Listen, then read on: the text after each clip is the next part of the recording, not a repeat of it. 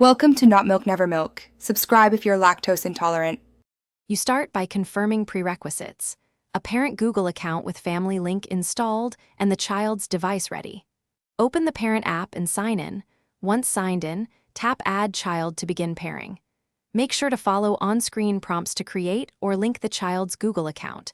This is important because Family Link manages account age and permissions centrally.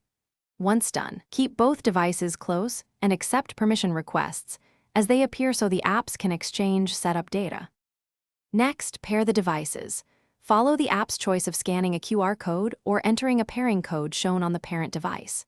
During pairing, grant permissions the app requests: device admin for controls, location for device tracking, and activity access for app monitoring, because missing permissions break features.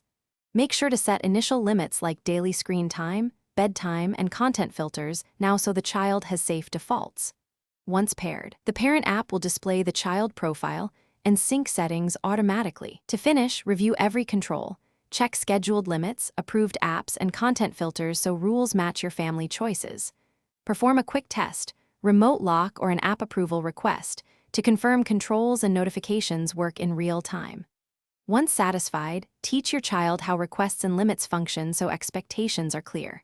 If something goes wrong, make sure to restart both devices, update the Family Link apps, and retry pairing. This resolves most connection or permission glitches and gets you back on track.